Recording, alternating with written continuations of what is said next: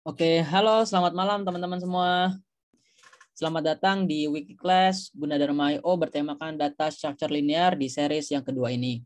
Kenalin, namaku Sinatrio Bimo Wahyudi atau bisa dipanggil Bimo yang akan menjadi moderator di weekly session pada malam hari ini.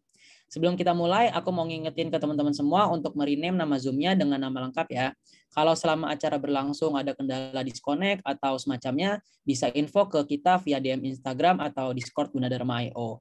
Dan jangan lupa untuk ikutin terus acara ini sampai akhir karena link feedback akan di-share di akhir acara, di mana data kehadiran teman-teman akan dicatat dari link feedback tersebut dan akan kami gunakan untuk pembuatan sertifikat di akhir weekly. Pada minggu kedua ini, kita akan membahas weekly materi array dan vektor yang akan dibawakan oleh Kak Farhan Albas selaku kurikulum core periode 2021-2022. Dan hari ini kita akan full membahas tentang teori, tips penggunaan, dan beberapa metode dari array dan vektor yang sering digunakan dalam pengkodaan baik untuk kepentingan project, interview, maupun competitive programming nih teman-teman. Nah, materi array dan vektor ini akan kami bawakan dengan bahasa C++. Sehingga untuk teman-teman yang belum familiar dengan C++, tidak perlu khawatir karena materi fundamental C++ sudah kami upload ke channel YouTube Gunadarma IO. Nah, kenapa sih Gunadarma IO menggunakan C++? Karena C++ merupakan bahasa yang penggunaannya paling efisien untuk competitive programming. Jadi besar harapan selain kita belajar dari dasar di hari ini, ilmu yang kita dapatkan di hari ini dan kedepannya dapat teman-teman implementasikan pada lomba maupun kompetisi. Gitu. Nah, baik, langsung saja kita ke acara pertama. Acara selanjutnya yang kita tunggu-tunggu yaitu pemaparan materi yang dibawakan oleh Kak Farhan Albas. Tapi sebelum itu, bila selama acara terdapat pertanyaan dari teman-teman, silakan tanyakan di kolom chat dan nanti akan kita jawab di session Q&A. Tanpa perlu basa-basi lagi, langsung aja kepada Kak Farhan dipersilahkan.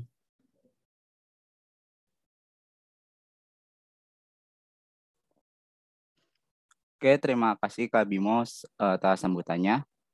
Halo teman-teman, kenalin nama aku Farhan. Kali ini aku mau bawain materi tentang array sama vektor.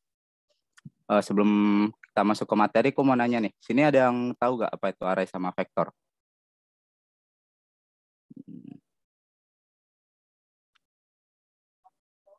Oke, mungkin beberapa ada yang tahu, beberapa ada yang udah ya. Buat yang belum tahu, semoga abis aku ngasih materi ini, jadi bisa paham sama apa itu array sama vektor. Apa itu vektor? Oke, aku mau share screen.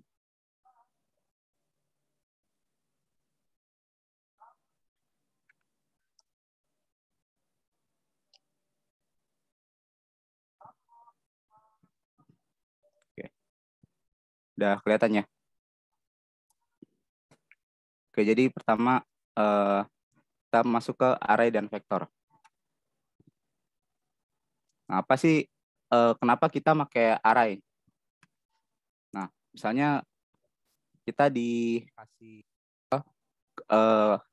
kita disuruh membalikkan kartu, kita diberikan 3 kartu yang udah dinomorin.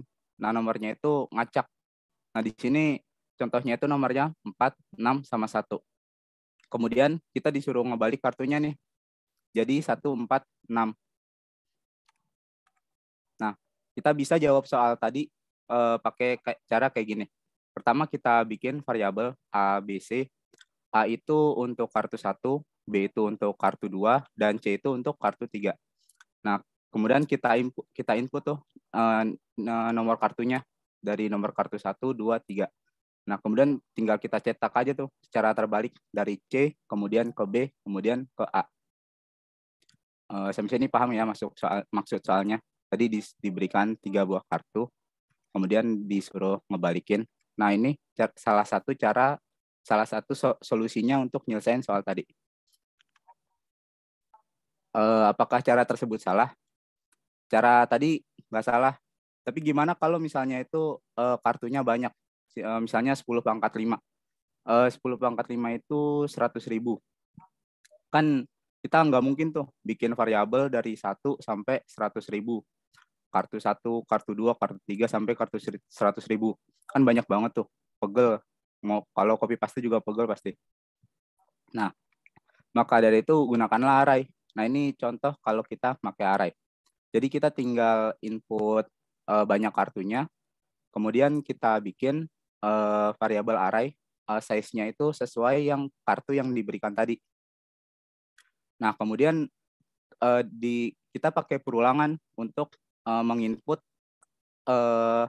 nilainya tadi. Kita input dari 0 sampai paling belakang array-nya.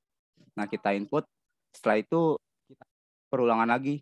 Nah, kali ini perulangannya itu dari belakang ke depan. Jadi dari array yang paling belakang sampai ke depan. Nah, kemudian tinggal kita cetak. Nah, nanti ini hasilnya bakal kebalik. Nah, kemudian apa sih array itu? Jadi, array merupakan tipe data yang dapat menyimpan banyak nilai dengan tipe data yang sama. Jadi, array itu dia bisa nyimpan tipe datanya itu tipenya yang sama ya. Jadi, kalau misalnya array-nya itu array integer. Nah, dia bisa nyimpannya itu array integer aja. Terus kalau misalnya array boolean, dia buat boolean aja. Pokoknya dia buat nyimpen data yang banyak, yang maksudnya itu sama. Inti dari tipe datanya itu sama. Nah, itu kita bisa pakai array. Nah, kemudian nilai-nilai tersebut disebut elemen. Untuk mengaksesnya dapat dilakukan dengan indeks. Nah, ini di sini ada penggambaran array. Misalnya sini ada array dengan 5 elemen. Elemen pertama 10, elemen kedua 16, elemen ketiga 21, kemudian 101, kemudian 43. Nah, untuk mengakses setiap elemen ini, kita bisa pakai indeks. Indeks array itu dimulai dari 0. Jadi untuk mengakses indeks paling depan, kita pakai indeks 0, selanjutnya 1, kemudian nyampe paling belakang. Yang paling belakang itu misalnya array-nya itu 5, berarti indeks paling belakang itu 4. Kemudian kalau misalnya paling belakang panjang array-nya itu 10, berarti indeks terakhirnya itu 9. Oke, lanjut. Nah, kemudian ada penulisan array di C++. Nah, jadi untuk nulis array di C++, pertama itu kita tulis tipe datanya dulu, kayak integer, string, boolean, atau char untuk. Kemudian nama variabel. Setelah itu ukurannya. Nah, untuk ukuran ini ini bisa banyak banget pokoknya. Tergantung compiler sama mesin yang kita gunakan. Tapi intinya nih bisa banyak banget. Nah, ini ada contoh penulisan array. Misalnya int nilai dalam kurung 100. Ini berarti kita ngebuat array integer dengan nama nilai dengan ukuran 100. Kemudian misalnya sini ada char huruf dalam kurung 26. Berarti ini kita membuat array tipe data karakter dengan nama huruf dengan ukuran 26. Nah, ini cara penggunaan array. Ini kayak tadi kita deklarasiin dulu array-nya. Kita tentuin dulu tipe data apa. Di sini contohnya integer, kemudian namanya R, ukurannya 3. Nah, kemudian untuk memasukkan elemennya itu, kita bisa pakai panggil indeksnya. Misalnya kita mau masukin elemen, mau masukin nilai ke indeks pertama. Nah, berarti kita tinggal panggil aja tuh nama array-nya, kemudian buka kurung, kemudian indeks pertama yaitu 0, kita masukin nilainya. Nah, untuk indeks yang selanjutnya juga kayak gitu. Asal kita tahu indeksnya ini. Nah, indeksnya ini itu nggak boleh lebih dari size-nya ini. Misalnya ini size-nya 3, berarti kan indeks maksimalnya itu 2. Kalau kita manggil indeksnya di luar size ini, nanti dia bisa bikin program kita error. Nah, kemudian untuk memanggil array, cout ini perintah untuk print kalau kayak di Python. Nah, ini untuk memanggilnya kita juga tinggal akses indeksnya aja. Misalnya kita mau manggil 11 nih. Nah, kita tinggal panggil aja variabel array, kemudian indeksnya berapa.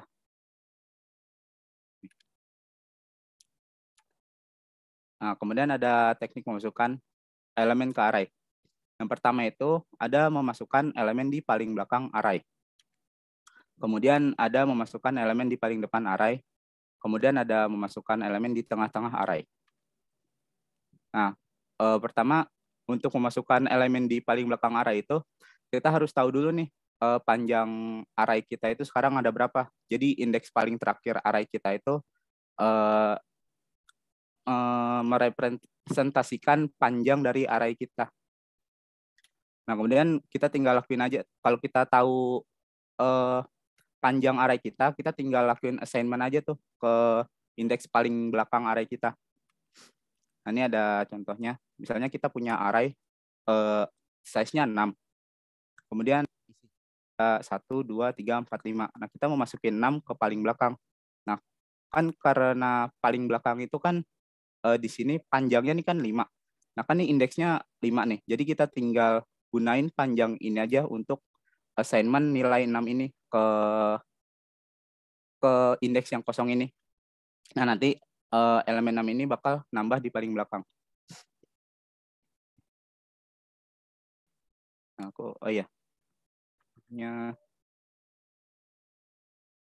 Aku nanti mau ada codingan sedikit. Kalau teman-teman mau lihat, bisa lihat di ini GitHub Gunadarma Ayo di M2 Array Factory.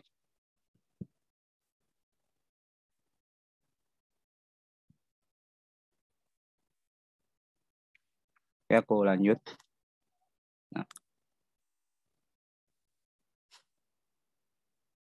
Nah, pertama ini kita bikin array variabel array dulu. Di sini arraynya masih kosong. Kemudian kita inisialisasi panjangnya itu 0. Karena kan kalau kita baru bikin array ini belum ada isinya, makanya panjangnya 0. Nah, kan di sini variabel panjangnya 0. Nah, kalau kita mau masukin elemen, kita tinggal pakai aja nih variabel panjang ini sebagai indeksnya. Jadi kan di sini jadinya array indeks 0, kita masukin berapa yang mau kita masukin. Sini contohnya 3. Nah, kemudian jangan lupa setiap kita masukin elemen yang baru ini, kita tambahin tuh variabel panjangnya. Nah, begitu juga seterusnya. Sini jadi di sini kan pertama 0. Kemudian di sini nambah jadi 1. Kemudian di sini kan jadi 1 nih. Nah, kita masukin elemen baru. Nah, setelah itu di sini kita tambahin lagi. Jadi dia bakal nambah terus. Di sini contohnya 4 kali. Berarti di sini panjang arraynya itu 4. Elemennya di dalamnya juga 4. Nah, kemudian untuk mencetak array, kita bisa lakuin dengan iterasi. Iterasinya kita mulai dari indeks 0 paling depan sampai ke paling belakang panjang arraynya itu. Ini aku coba run.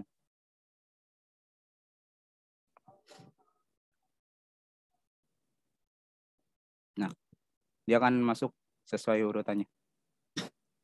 Kalau misalnya di sini kita tambahin terus, karena di sini maksimalnya 6, kita jadi maksimal 6 aja, nggak bisa lebih. Aku lanjut ke PPT. Nah, ini ada gambarannya. Jadi yang baris pertama tadi itu akan bikin array kosong kayak gini. Pertama arraynya kosong, kemudian setelah kita jalan ini perintah ini dia akan masukin elemennya ke setiap indeks. Oke. Aku lanjut. Nah, kemudian ada memasukkan elemen di depan array. Nah, untuk masukin elemen di depan array itu, kita tinggal geser aja tuh. Pertama kita geser semua elemennya ke kanan. Nah, kemudian kita letakkan elemen barunya itu di depan array. Nah, ini ada contohnya. Jadi misalnya sini ada array dengan indeks dengan size 6. Kemudian isinya itu ada 1, 2, 3, 4, 5. Nah, kalau kita mau masukin di depan array ini, kita geser dulu nih. Elemen sebelumnya kita geser dulu. Jadi kita geser dari 5. 5 kita geser, 4 kita geser, 4, 3 kita geser, 2, 1. Nah, nanti kan depannya jadi kosong. Nah, ini yang 6 ini tinggal kita masukin aja ke depannya ini. Kan kalau depan ini indeksnya itu 0. Nah, jadi kita tinggal masukin aja 6 ini ke indeks 0.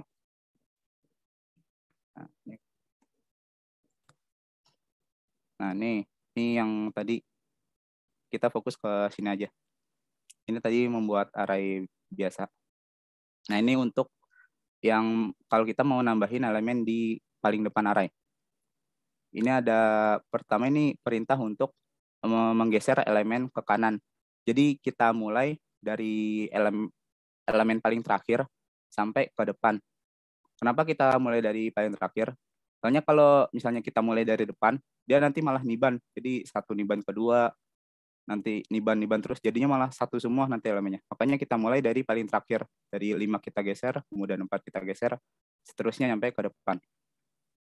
Nah, kemudian setelah kita geser, jangan lupa nih kita tambah, karena kita di sini mau masukin elemen, berarti kan otomatis panjangnya nambah.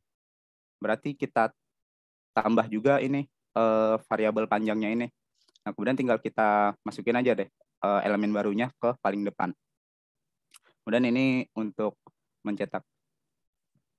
Aku run.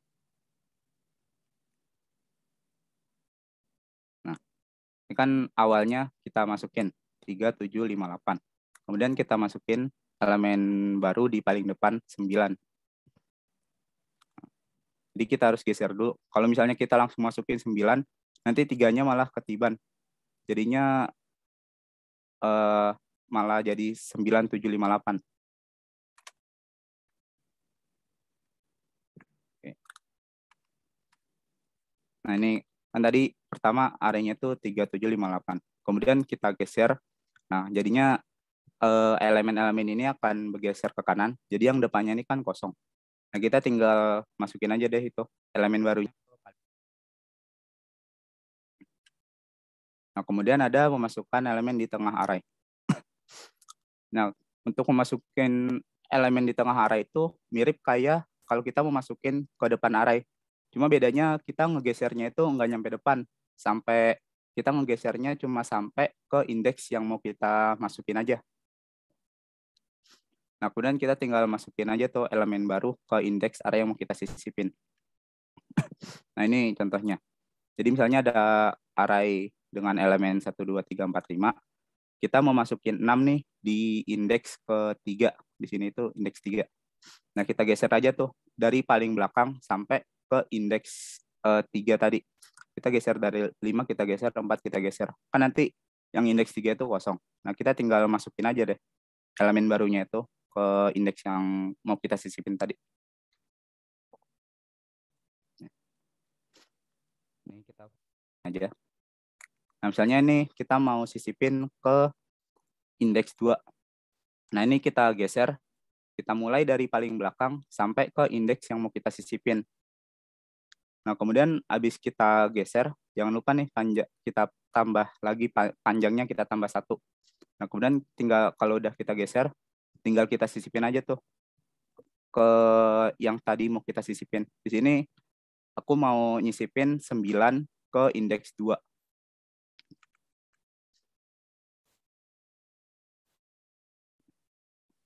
Ya kan, pertama kita buat array 3, 7, 5, 8.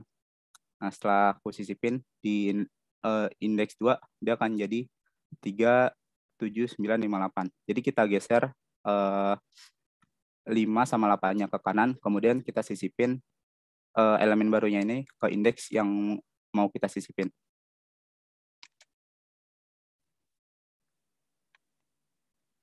Nanti teman-teman bisa nyoba itu dari kode yang aku kasih di GitHub tadi. Nah, nih, tadi kan kita bikin array-nya 3, 7, 5, 8. Kemudian di sini kita mau nyisipin ke indeks 2. Nah, kita geser ke kanan. Jadi nanti array-nya jadi kayak gini. Yang indeks 2 ini jadi kosong. Nah, kemudian kita tinggal sisipin aja elemen barunya ke indeks yang mau kita sisipin. Nah, kemudian ada teknik menghapus elemen array. Kan kalau tadi kan untuk nambahin tuh. Nah, ini untuk menghapus. Pertama ada menghapus elemen di paling belakang, kemudian ada menghapus elemen di paling depan, kemudian ada menghapus elemen di tengah-tengah array. Yang pertama ada menghapus elemen paling belakang array. Mirip kayak kalau kita mau nyisipin elemen di paling belakang, kita harus tahu dulu indeks paling belakang array itu berapa. Nah, kemudian kalau kita udah tahu, kita tinggal lakukan pengurangan aja tuh ke indeks, ke panjang arraynya. Nah, ini misalnya ada array dengan elemen 1, 2, 3, 4, 5, 6. Nah, kita tinggal kurangin aja panjangnya. Nanti dia hasilnya jadi 1, 2, 3, 4, 5 aja. Jadi yang 6 ini gak kehitung.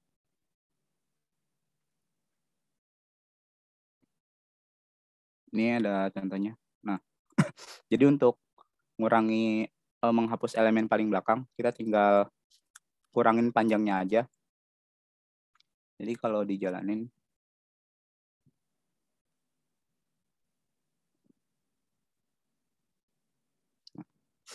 kan pertama arenya 3758.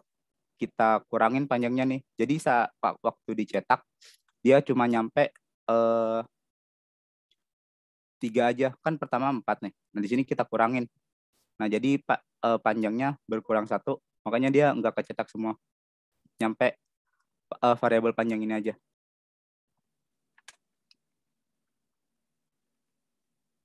Ini pertama arenya kayak gini. Kemudian setelah kita kurangin, dia bentuknya kan jadi seperti ini.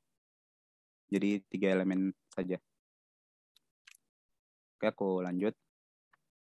Dan ada menghapus elemen di paling depan array. Nah, ini sama juga kayak kalau kita mau menyisipkan elemen di paling depan array. Bedanya itu kalau kita mau menghapus, kita gesernya itu ke kiri. Nah, jadi yang paling depan ini bakal ketiban. Kan kita misalnya mau menghapus paling depan, berarti kan tinggal geser aja tuh semua elemennya ke kiri. 2 kita geser, 3 kita geser, 4 kita geser, nyampe belakang. Nanti jadinya kayak gini. Aku ada contoh kodenya. Ini kita geser. Jadi kita mulai dari indeks 1 sampai ke paling belakang. Kenapa dari indeks 1? Soalnya kan kita mau geser ke depan. Berarti kita mulainya dari indeks 1 ini. Indeks 1 kita pindahin ke 0, indeks 2 kita pindahin ke 1, indeks 3 kita pindahin ke 2, dan seterusnya. Nah, kemudian kalau udah kita geser ke kiri, jangan lupa nih, panjangnya kita kurangin. Soalnya kan kita menghapus. Berarti panjangnya otomatis berkurang. Aku coba run. Nah, ini pertama arraynya 3758. Kemudian setelah kita hapus elemen paling depan, 758.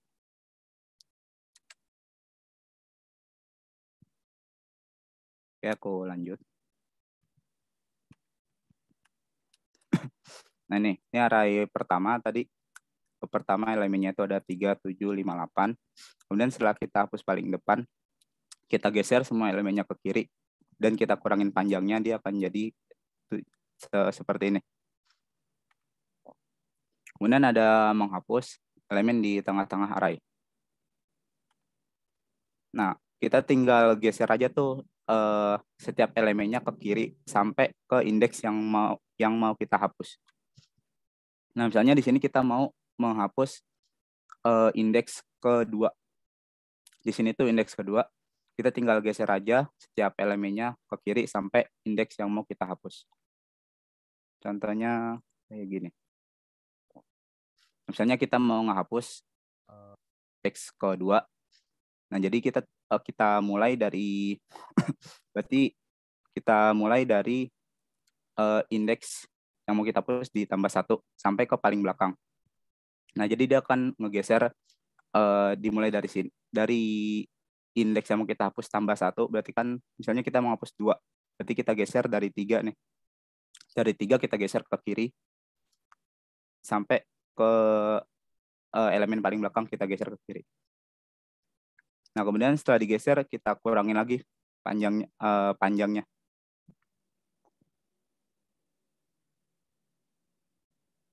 Nah, ini kan misalnya kita tadi mau hapus indeks yang 2. 5-nya hilang sekarang. Oke. Aku lanjut. Nah, ini ada contohnya. Pertama tadi arraynya 378.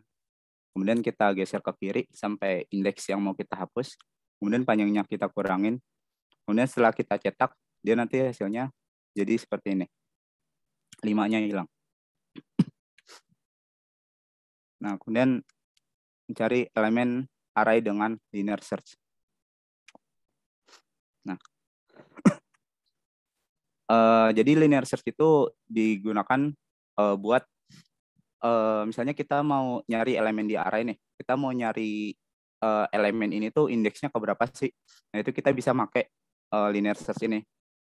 Jadi linear search ini bakal ngecek dari paling depan sampai paling belakang.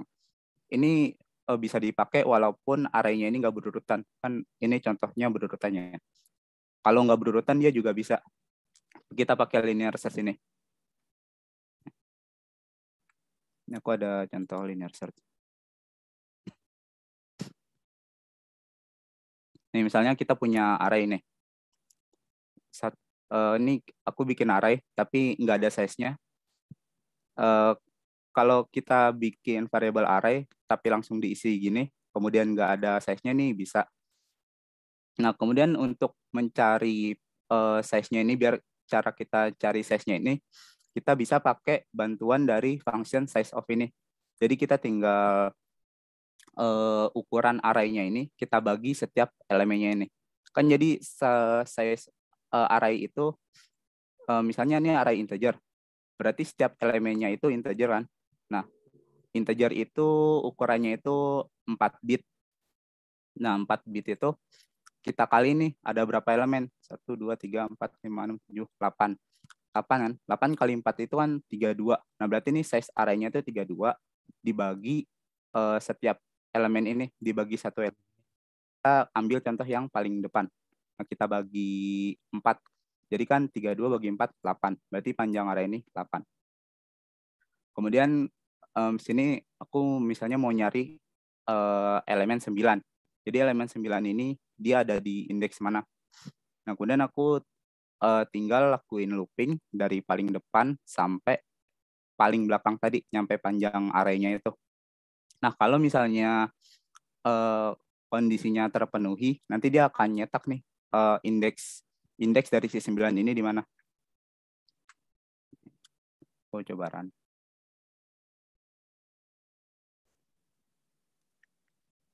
Nah, di sini nggak nampil karena di sini nggak ada 9-nya.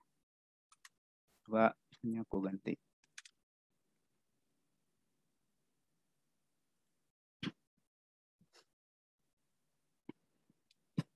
Nah, di sini ada di indeks ke-5. Di sini indeks ke-5. Ini indeks 0, 1, 2, 3, 4, 5.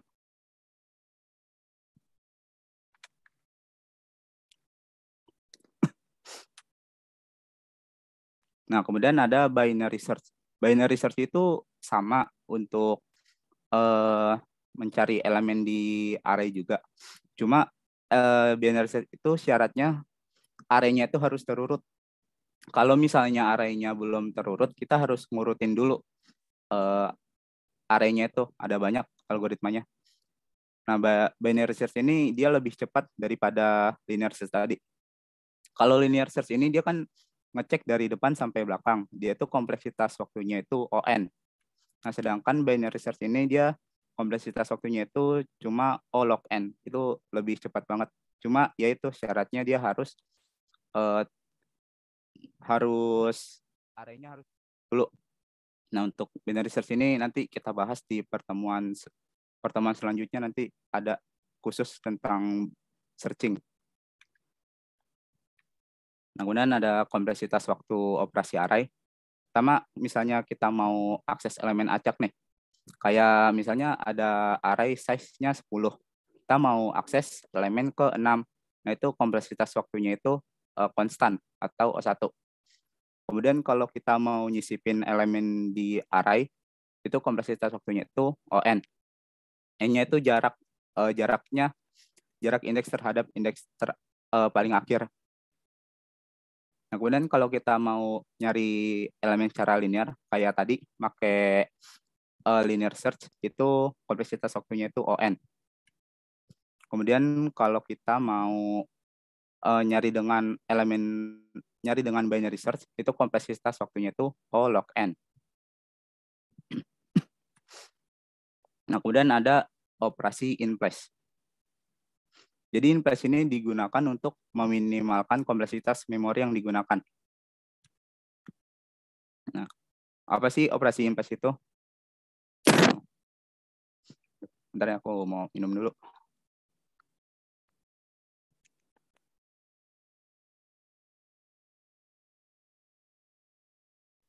Oke, buat teman-teman yang lagi nonton, lagi simak videonya, bisa sambil minum, bisa sambil makan, bebas. Biar lebih enjoy ya.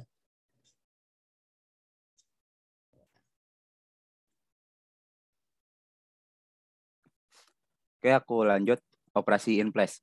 Jadi misalnya kita punya array dengan 5 elemen, yaitu 4, 2, 7, 5, 9. Kemudian kita disuruh kuadratkan setiap elemennya. Kan dikuadratin berarti ini setiap elemennya kita kali sama elemen itu sendiri. 4 kali 4, 16, 2 kali 2, 4, dan seterusnya sampai jadinya hasilnya nanti kuadrat semua elemennya. Kemudian ini ada gambarannya. 4 jadi 16, 2 jadi 4. Nah, kemudian kenapa sih kita pakai in place? Ini ada contoh kode operasi yang non in place sama yang pakai in place. Jadi kalau misalnya kita pakai non in place itu, dia kudu bikin array baru. Jadi dia makan kompleksitas kompleksitas memori lebih banyak daripada kalau kita pakai in place. Nah, kan kalau di non in place ini, jadi kita bikin array baru, kemudian hasil kalinya itu kita masukin ke array barunya ini. Jadi dia bakal makan memori berarti ON, karena dia bakal bikin array baru sebanyak array inputannya. Nah, sedangkan kalau kita pakai in place, kita tinggal mengkalikan elemen, kemudian kita masukin ke array itu lagi. Jadi kita nggak perlu ngebuat array baru lagi. Ini hasilnya sama aja.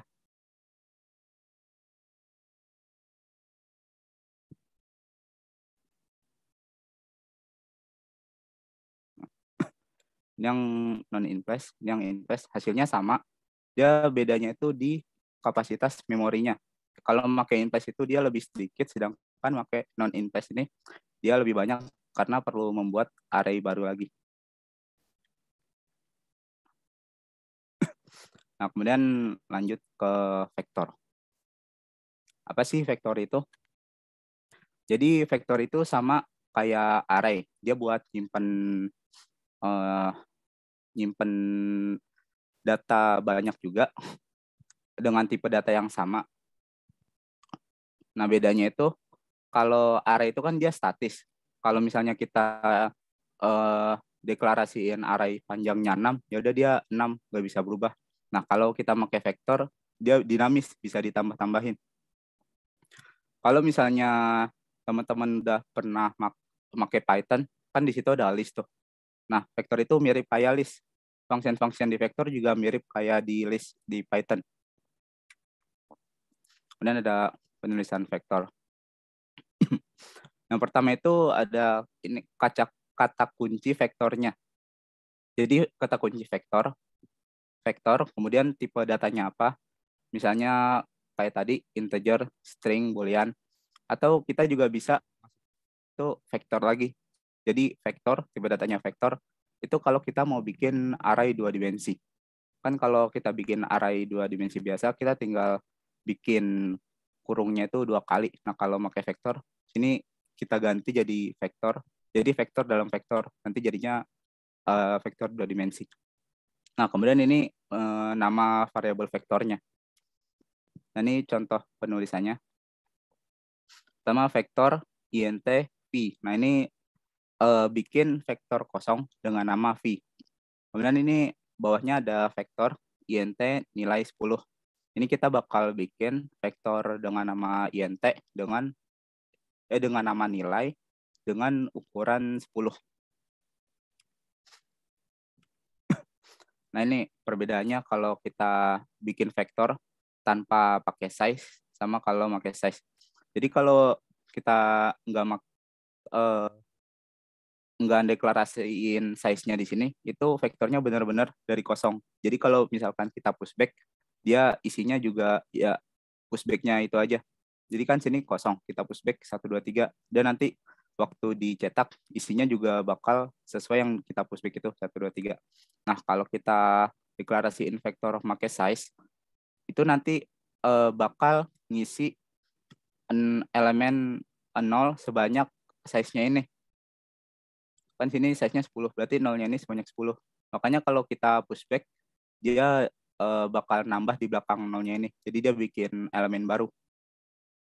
Itu bedanya kalau deklarasi vektor nggak pakai size sama pakai size.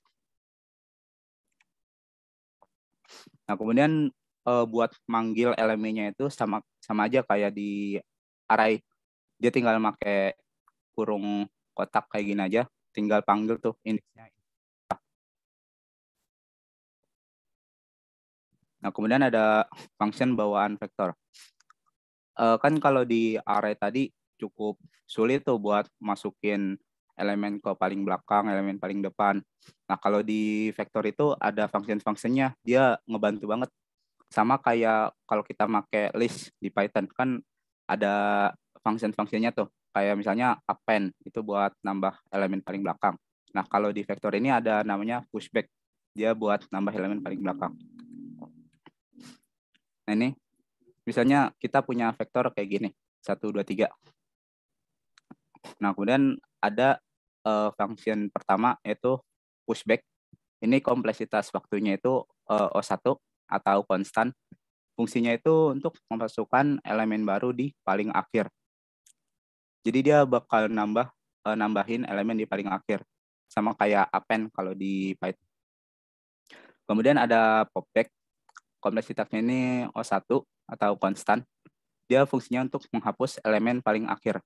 Jadi popback ini buat menghapus elemen paling akhir aja. Kan kalau misalnya di Python ada pop ya. Pop itu kan bisa dimasukin argumen indeksnya, kita mau ngepop berapa. Nah, kalau popback ini dia buat menghapus elemen akhir aja. Nah, kemudian ada insert. Insert ini kompleksitas waktunya itu ON, di mana N adalah jarak indeks ke akhir indeks array. Ini untuk menyisipkan elemen sesuai indeks yang diberikan. Ini cara penggunaannya, kita panggil function nama variabel vektornya, kemudian dot nama functionnya insert. Nah, supaya kita tahu, misalnya kita mau masukin di indeks 2. Nah, itu kita bisa pakai bantuan function begin ini. Ini fungsinya untuk menunjuk ke pointer, alamat pointer elemen pertama. Jadi kalau kita mau masukin ke elemen kedua, kita tinggal panggil function begin ini, kemudian ditambah 2 elemen yang mau indeks yang mau kita masukin. Kemudian koma elemennya berapa. Nah, jadi kalau di contoh ini tuh kita masukin elemen 6 ke indeks 2. Kemudian ada erase, ini untuk ngehapus. Kompleksitas waktunya itu ON. Untuk ngehapus elemen yang diberikan, sama kayak insert tadi. Misalnya kita mau ngapus ke indeks keberapa, itu kita tambahin dengan bantuan function begin ini. Jadi cara makainya tinggal kita panggil function erase, kemudian argumennya itu indeks keberapa ditambah function begin. Kemudian size ini fungsinya untuk mengambil ukuran vektor. Ini biasa dipakai kalau kita mau ngeiterasiin vektor. Kompleksitas waktunya itu O1 atau konstan. Kemudian ada clear. Clear ini untuk mengosongkan vektor. Jadi kalau kita jalanin function clear ini, nanti vektornya jadi benar-benar kosong. Misalnya isinya pertama ada 100 elemen. Kalau kita jalanin ini, dia bakal langsung kosong. Makanya pas kita panggil function size ini, dia mereturn nilai kosong. Kemudian ada empty. Ini kompleksitas waktunya itu konstan atau O1. Ini fungsinya itu jadi dia akan ngembaliin nilai true kalau vektornya itu kosong. Nah, sedangkan kalau vektornya itu ada isinya, dia bakal ngembaliin nilai false.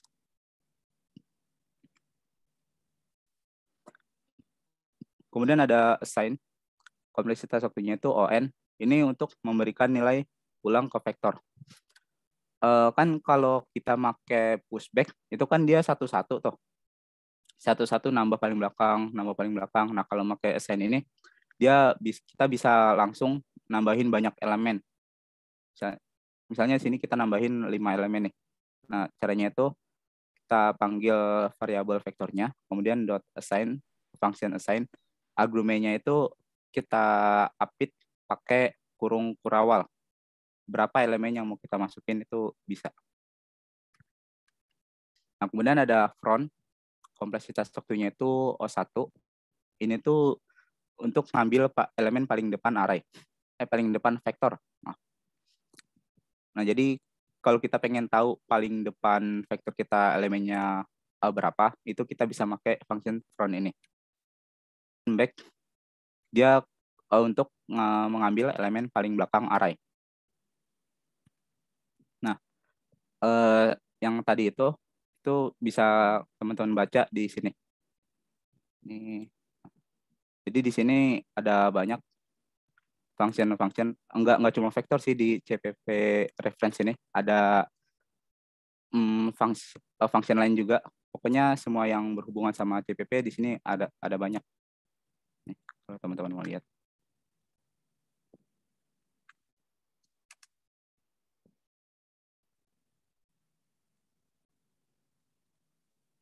Nah,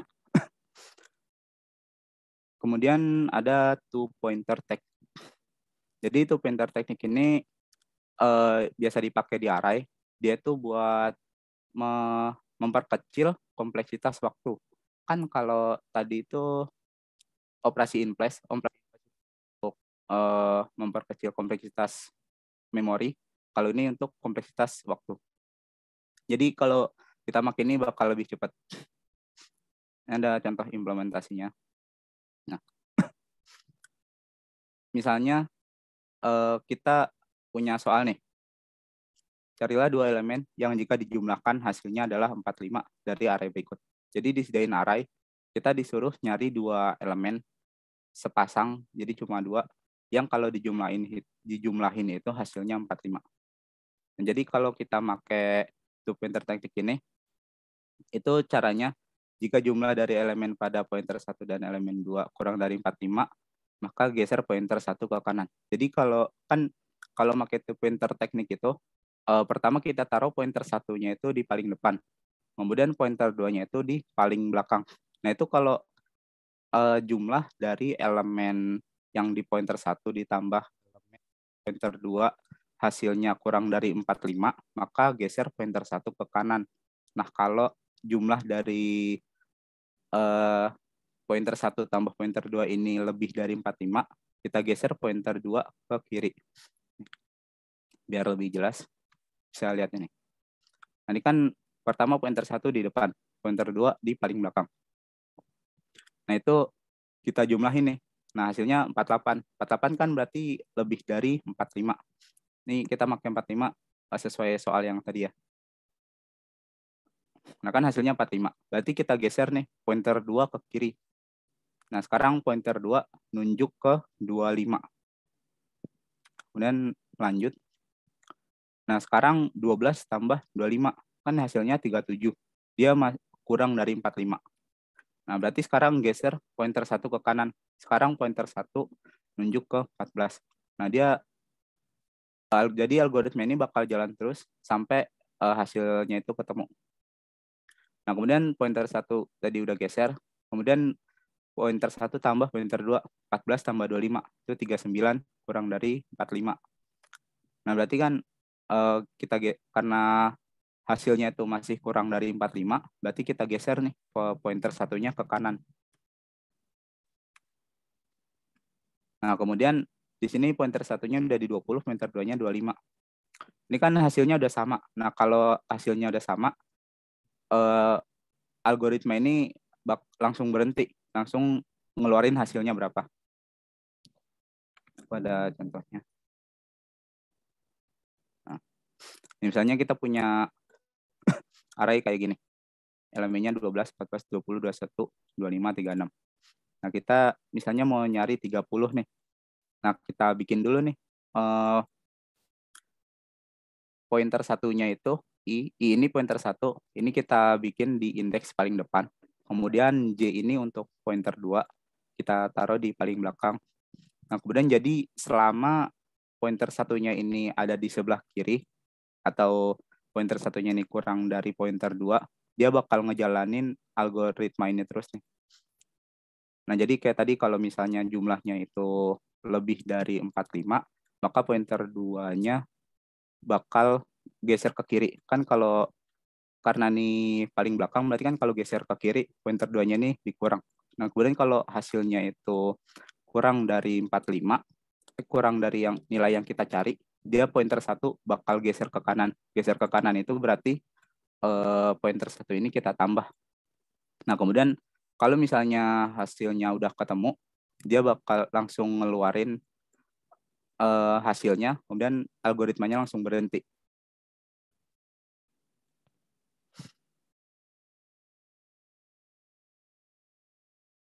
Nah, ini di sini nggak nampil, soalnya berarti dari sini 2 elemen yang hasilnya 30 tuh nggak ada. Coba misalnya kita ganti jadi 41.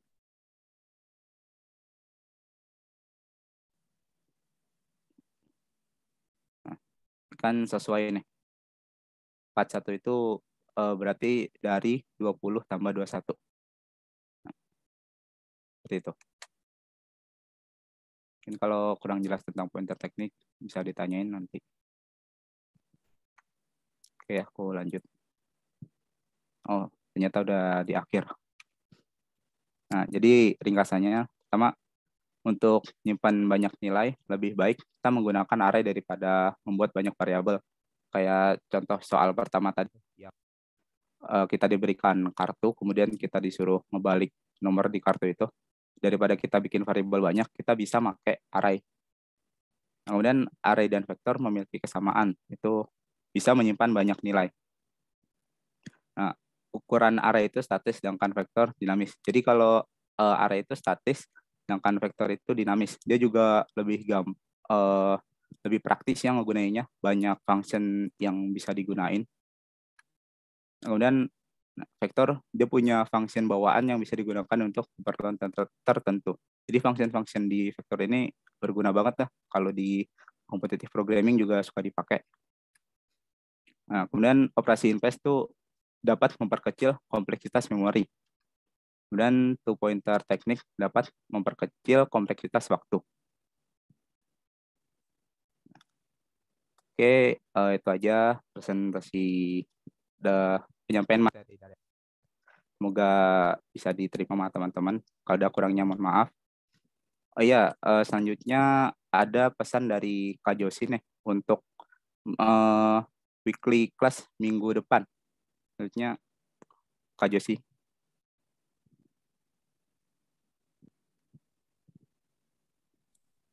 Halo, dengaran? Masuk. Oke. Halo semuanya. Jadi hari ini mau bilang, kita kan ada rencana bikin weekly problem kan, yang dikerjain selama 1 minggu, terus minggu depannya kita bahas solusinya. Jadi mulai minggu ini kita mulai kan. Kemarin kan udah dikasih praktis. Bentar, bisa share screen nggak? Bisa share screen.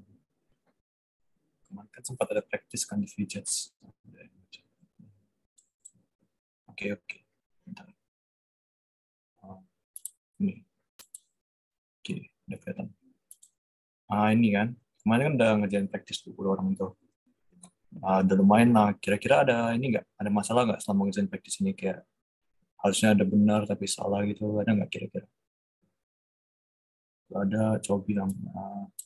Terus ini weekly problem untuk minggu ini harusnya kan di tempat kalian juga udah ada. Cuman kalau dibuka nanti bacanya waktunya belum mulai ya. jam 9 nanti baru dibuka. Nah, ini nanti ada 7 soal. Jadi kalian selama 1 minggu ini ngerjain 7 soal. Kalau bisa kerjain semua. Kalau nggak bisa nggak apa-apa, minggu depan kita bahas sama-sama. Terus habis itu ini kan ada rank. Rencananya kita untuk rank ini nanti kita akan ambil juaranya, baru kita bakal kasih hadiah. Menarik. Hadiah untuk yang juara di sini. Untuk minggu ini, mulai dari minggu ini. Jadi usahain ya tinggi-tinggiin ranknya di leaderboard ini. Oke, jadi untuk weekly problemnya dibuka selama 1 minggu sampai minggu depan, hari Kamis juga jam 7 kalau nggak salah, jam 7. Jadi 30 menit sebelum weekly minggu depan itu dibuka terus. Iya. Kira-kira itu aja. Kira-kira ada yang ditanya nggak selama kalian kemarin praktis itu 1 minggu? Ada kah? Kayak ada bermasalah gitu. Pas dikerjain soalnya kayaknya udah benar nih. Cuman salah. Nggak ada ya? Oke. Berarti aman ya? Oke, aman-aman. Oke, kira-kira itu aja sih. Ada yang mau ditanya nggak kira-kira untuk ini? Untuk weekly class yang minggu ini, yang minggu depan kita bahas ini. 27 menit lagi mulai. Nggak ada ya? Oke. Iya. Ya, itu harusnya compare kan kalau lupa tanda progres seminggu. Oke. Hadiahnya masih rahasia. Ya, weekly 2 sama weekly 4 nanti kita bakal kasih hadiah terus. Kira-kira itu aja sih ya. Itu aja ya. Makasih. Dikembalikan ke Kak Bimo. Oke, terima kasih Kak Farhan dan Kak Josi atas pemaparan materinya dan info singkatnya tadi soal weekly yang besok. Oke, insightful banget ya teman-teman. Banyak nih ilmu yang baru kita dapat buat teman-teman yang baru belajar tentang array atau teman-teman yang udah belajar array sebelumnya bisa reminder lagi nih sama materi ini. Jadi sebenarnya array ini tuh paradigmanya bisa kita pakai, array dan vektor ini paradigmanya bisa kita pakai di hampir bahkan di semua programming language gitu. Jadi teman-teman nggak terpaku sama C++-nya, tapi teman-teman belajar gimana cara menggunakan atau memanfaatkan si array dan vektor ini untuk berbagai macam programming language. Tapi untuk di weekly class kita, di sepanjang weekly class kita nanti, kita akan menggunakan C++ untuk penyetaraan gitu. Oke, ada pertanyaan mungkin dari teman-teman, kita open sesi Q&A. Boleh nanya tentang array dan vektor atau nanya tentang seputar VJudge-nya atau yang lain, bebas.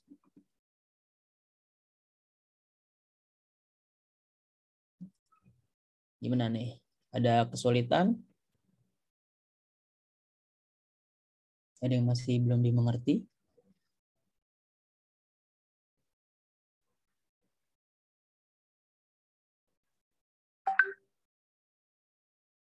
Oke, dari Kak Nur Muhammad Supyan.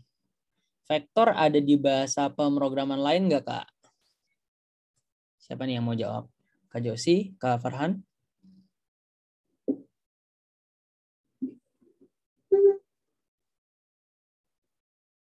Yuk. Mungkin aku coba.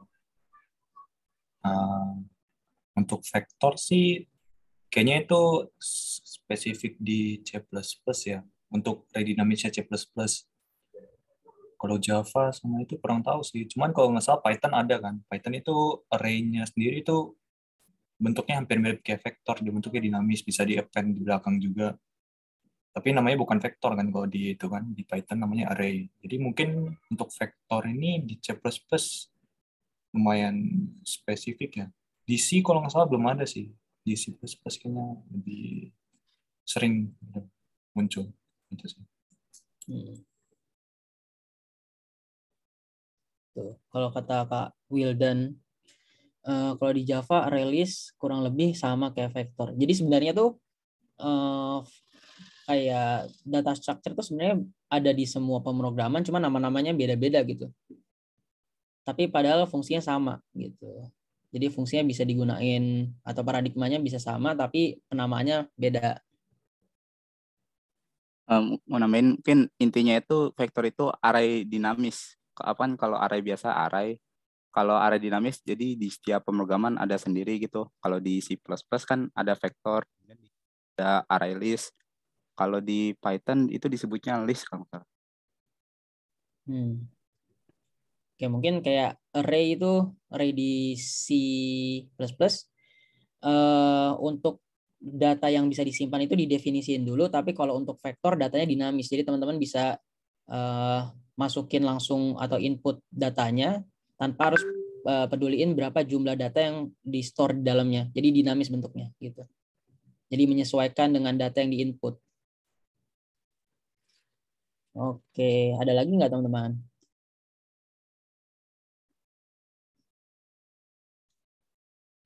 Coba ya, kita tunggu sampai 20.39. Tuh. Kalau misal di vektor, kalau misal vektor di C++ ada keys sama value, di Python itu kayak dictionary. Kalau di Java ada map. Tuh, secara penggunaan kalau kata Kak Bahar Williams Azel, secara penggunaan lebih efisien vektor atau array nih Kak?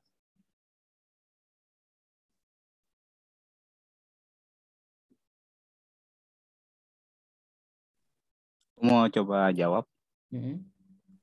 Mungkin kalau secara penggunaan lebih mudah pakai vektor ya. Jadi kan kayak tadi kan vektor itu jadi kayak tipe data baru gitu kan, kayak C++ itu kan dia pengembangan dari C. Nah di C itu kan vektor belum ada tuh, adanya itu array. Nah jadi dibuat itu array dinamis.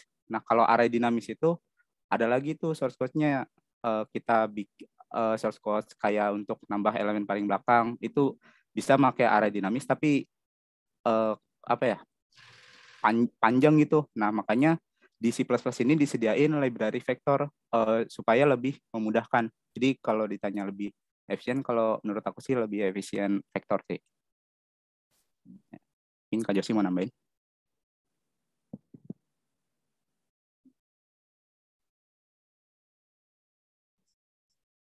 Gimana Kak Josi? Enggak sih. Enggak. Oke. Ya gitu. Jadi kalau efisien vektor atau array pasti lebih efisien vektor karena lebih elastis gitu, bisa dibilang lebih elastis. Jadi ngikutin jumlah inputnya. Nah, terus kata Kak Nur Muhammad Sufyan, kalau untuk menggunakan vektor harus mengimpor library apa ya Kak? Ada library yang harus diimpor? Atau udah bawaan dari C++? Aku mencoba jawab. Jadi kan kalau di C++ itu perintah-perintah yang kita pakai itu tergantung library yang kita yang kita pakai ya, di include itu. Nah kalau misalnya kita pakai bits stdc++ itu kan dia udah include semua. Jadi kalau vektor udah termasuk. Nah kemudian kalau misalnya kita mau pakai vektor secara terpisah, ada library namanya vektor ya, vektor itu. Jadi tinggal tulis saja include vektor. Tapi kalau misalnya teman-teman udah pakai yang bits stdc++ yang kayak gini, bentar.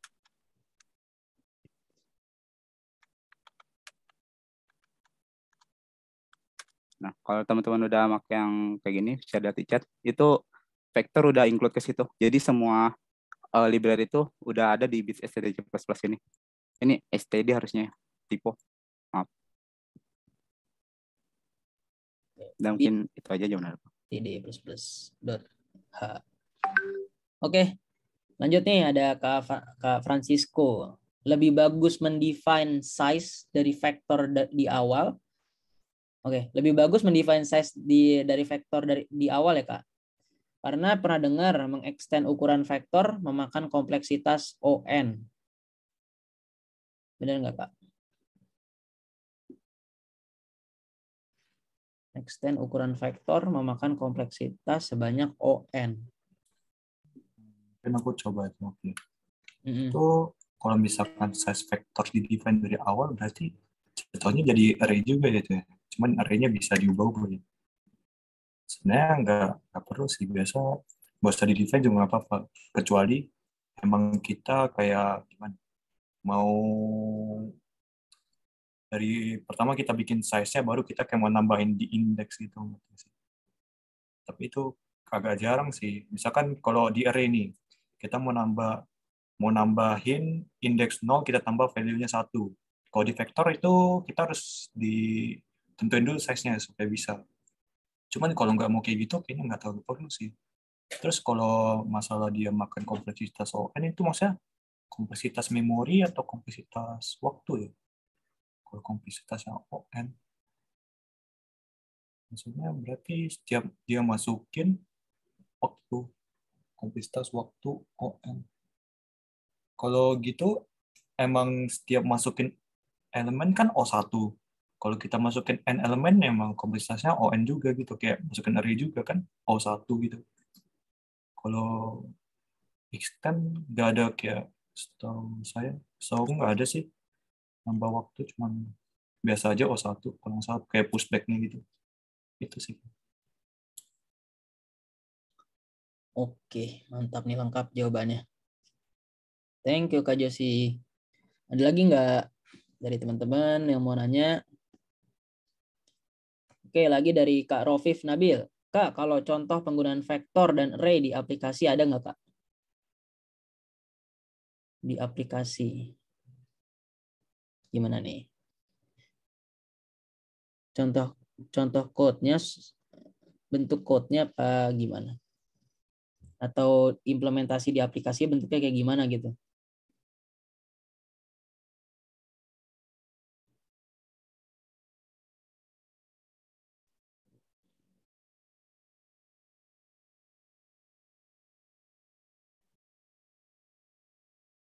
Oke.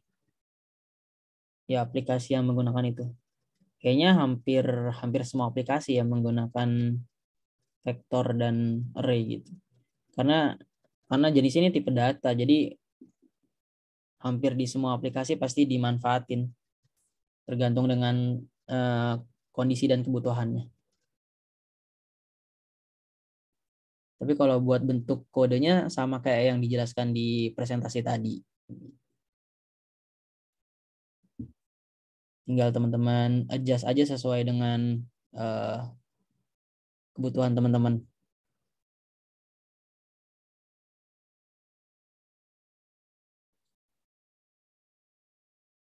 Oke, ada lagi? Kalau nggak ada, mungkin cukup segitu aja pertanyaannya ya. Jadi buat teman-teman yang pertanyaannya belum kejawab atau masih kurang jelas, nanti bisa didiskusiin lagi atau nanya-nanya lagi di Discord Gunadarma.io. Oke. Nah, sebelum penutupan kita ada quiz nih, ada games di quizzes. Jadi buat teman-teman yang mau ikut sama mau asah pengetahuannya lagi terkait materi hari ini, ya bisa klik link di chat room ya. Bisa klik link di chat room. Buat operator bisa share screen mungkin. Oke, thank you. 48403. Oke.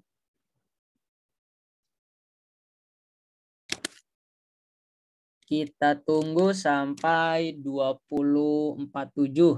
Buat teman-teman yang mau ikut, bisa langsung cek linknya dan masukin nama teman-teman. Kita tunggu sampai 2047.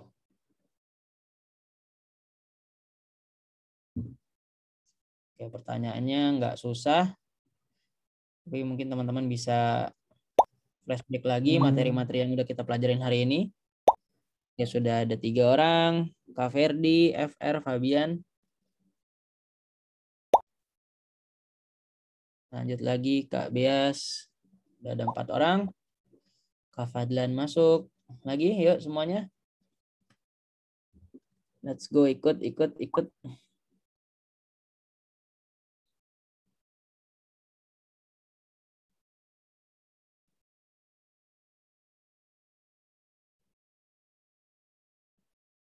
Oke, 1 menit lagi. Teman-teman yang mau ikut dari HP juga bisa. Kita tunggu sampai 20.47. Oke, mulai rame nih.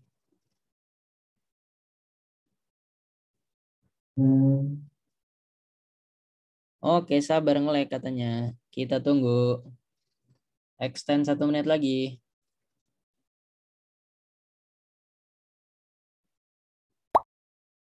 Yuk, mantap. Masuk. Lagi.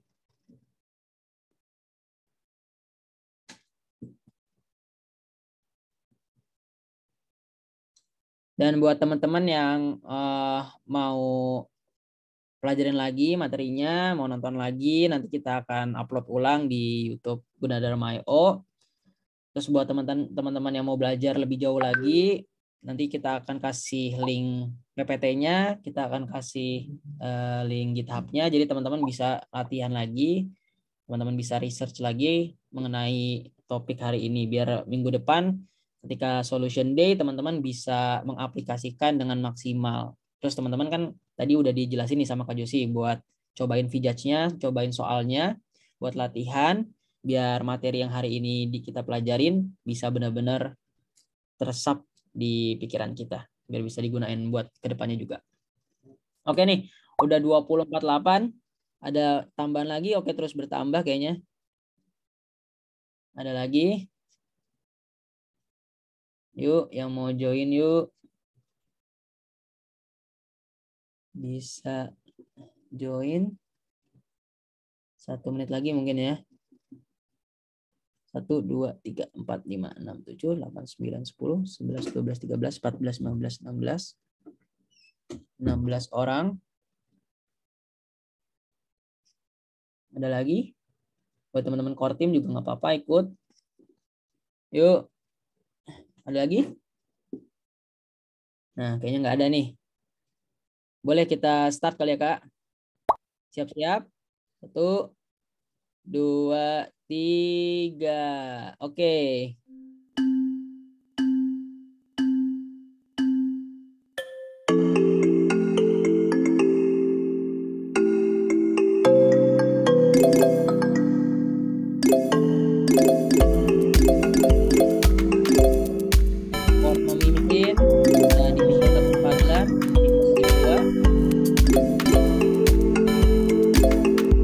Perubahan peringkat sementara nomor 1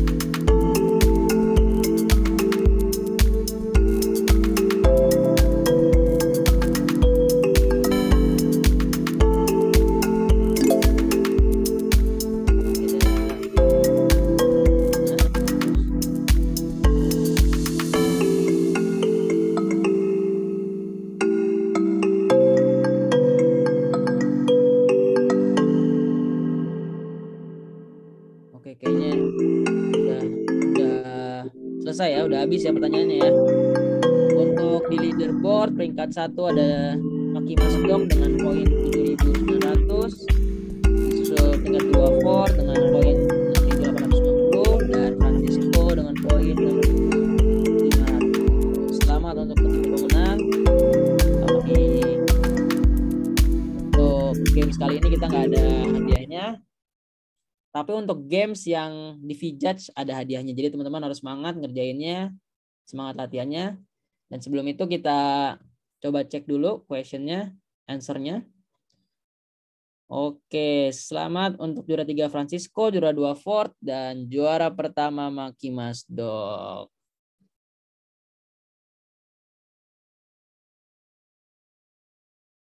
Oke, hanya salah satu ya. Ini di nomor 1.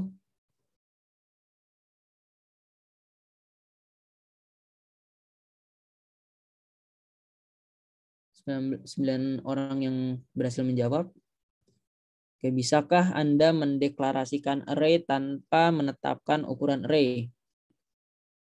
Ayo, jawabannya apa? Jawabannya no ya, teman-teman. Jadi nggak bisa mendeklarasikan array tanpa menetapkan ukuran array. Jadi harus ditetapkan dulu ukuran array-nya. Lanjut. Array dapat menyimpan banyak nilai dengan tipe yang sama. Benar atau enggak? Harusnya benar ya. Gampang ini ya. Selanjutnya. Cara yang benar untuk mendeklarasikan array di C++. Nah, tadi gimana tuh?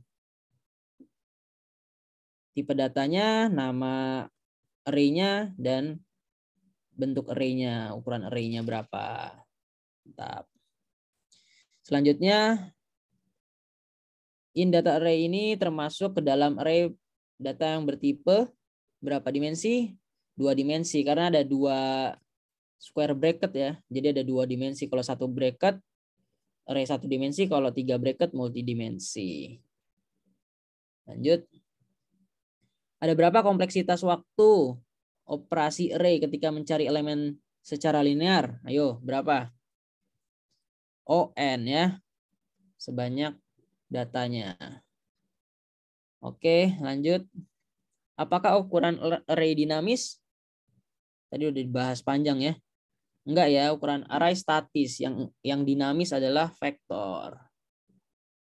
Oke, lanjut. Manakah built-in function vektor yang digunakan untuk memasukkan elemen baru di paling akhir? Memasukkan elemen baru di paling akhir adalah pushback ya. Kemudian bagaimana cara memberikan nilai ulang ke vektor? Ayo, menggunakan apa? Assign.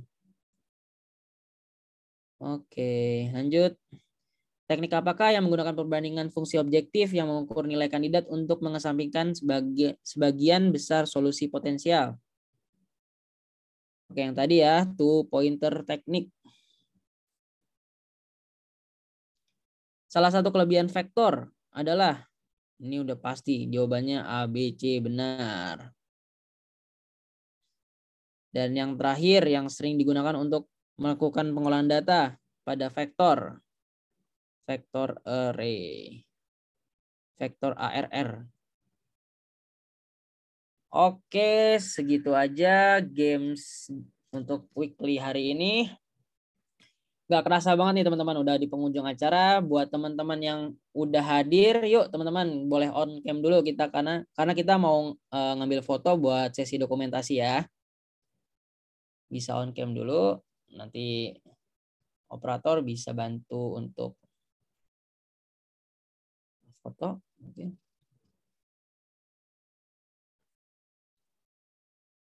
Oke, kita tunggu sampai 20.57. Teman-teman yang open cam, yang mau open cam silakan. Kita belum punya hand sign nih. Jadi kita foto dulu aja. Nanti kita pikirin ke depannya mau pakai hand sign apa. Biar kayak yang di sebelah kan, biar rame. Ayo teman-teman, ditunggu sampai 20.57 buat teman-teman yang mau open cam. kita sesi dokumentasi terlebih dahulu gitu.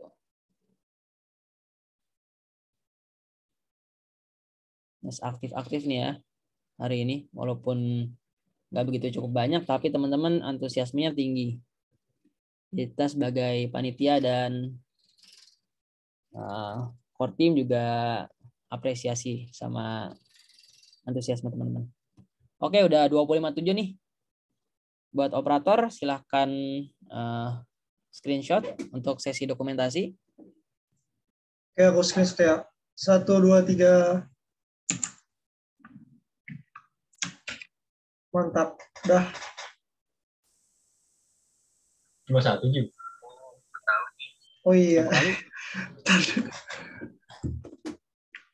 Ini. Oke. Lagi? Ntar aku boleh bantu yang kedua. Ayo yang kedua yuk. Yuk. Siap. 1, 2, 3. Yuk. Oke, makasih Kak Jimmy. Oke, makasih teman-teman semua yang udah hadir dan ikutin acara dari awal sampai akhir. Jangan lupa diisi link feedback-nya dan jangan lupa untuk registrasi lagi di minggu depan. Dan nanti info terkait weekly class selanjutnya akan kita share di Instagram kita @gunadarma.io. Cukup segitu aja acara weekly class minggu ini. Semoga ilmunya bermanfaat buat teman-teman semua. Sampai ketemu lagi di next week yang pastinya dengan materi-materi yang lebih menarik lagi. Dan saya mewakili pemateri dan panitia, mohon maaf bila masih ada kekurangan dan kesalahan. Terima kasih, selamat malam. Wassalamualaikum warahmatullahi wabarakatuh. Link feedback-nya ada di chat room ya. Thank you teman-teman semua.